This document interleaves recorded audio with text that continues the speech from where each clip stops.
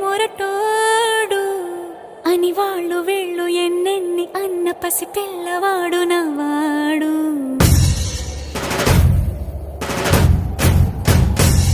విడుముండోడు అని ఊరు వాడ అనుకున్న గాని మహారాజు నాకు నవ్వాడు.